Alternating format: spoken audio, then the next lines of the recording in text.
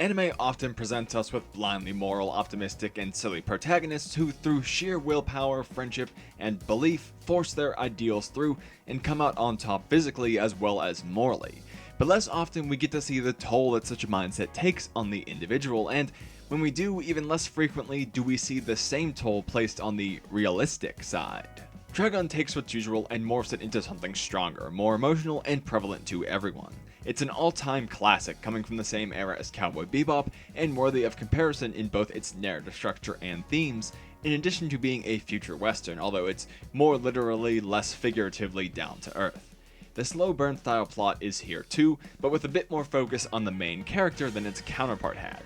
And generally it's much more hopeful than the depressing mood that prevails from Bebop, instead taking a path that accentuates the good that can still be found in the mire of a near-lawless desert expanse.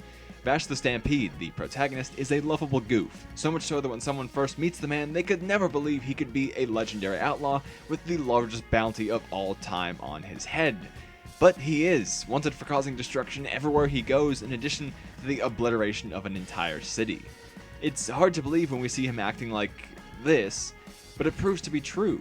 However, the destruction that follows him is almost never of his doing, sometimes even coming about from those trying to catch him.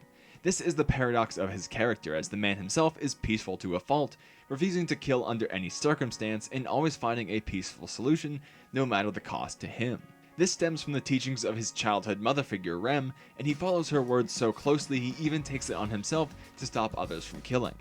This comes to its first crux when he clashes with his sometimes companion, Nicholas Wolfwood, a priest working as a hired gun. A contradictory career pairing, but he does so to earn enough money to keep his orphanage afloat. In his eyes, killing can be easily justified for safety, peace, or generally the greater good. What this creates is a conflict between the realist and the optimist, a real-time battle of acceptable losses and idealism.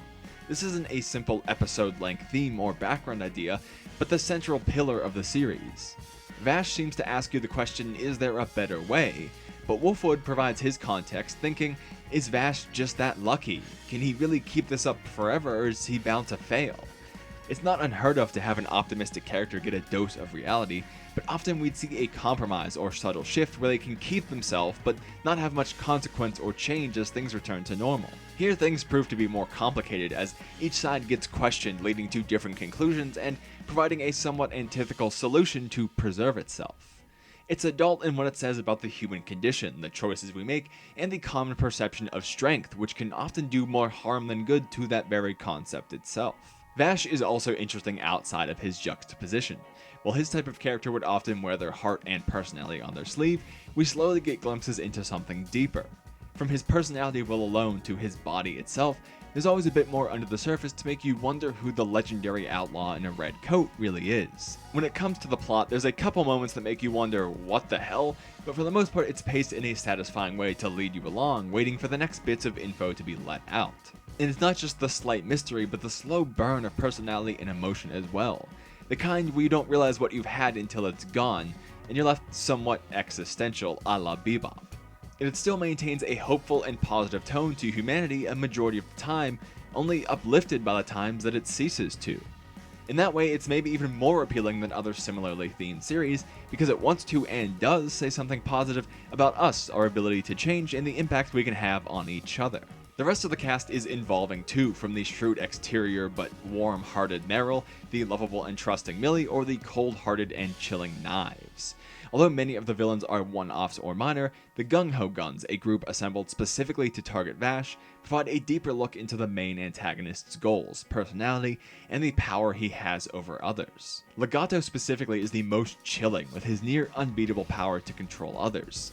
This alone would be enough to keep his scenes some of the most powerful in the series, but the simple, unnerving feel to his actions and words adds a whole new level, where we see true dedication and determination, but to someone else's goal, an element that makes the late appearance antagonist work better than in other anime. And he gives us one of the greatest moments in anime history, essentially the perfect protagonist's ideals thrown in their face scene. The concept will throw you a curveball that makes it less grounded than its 90s classic counterpart, but nonetheless it's deeply engaging and emotional. Nothing else nails the hopefully somber mood so well. With so many powerful moments, you'll be thinking about the themes and characters for days on end. This should make everyone's watch list as a reminder that even with limited tech, it was possible to make a truly beautiful anime, both inside and out. Honestly, I forgot just how stunning it could be in terms of visuals and character, simply because so many others of the time could be lacking. If this hasn't made your watch list already, please take the time to watch this masterpiece.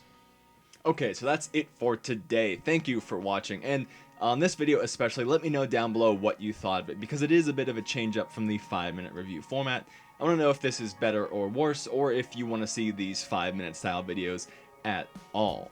If you're new, consider subscribing to stick around for more great reviews, discussions, comedy anime videos. We've got a lot of cool stuff going on in the channel here, as well as a link to my Discord down in the description where you can reach me directly, chat to other anime fans, get recommendations, a bunch of cool stuff going on there so we can build a nice community here.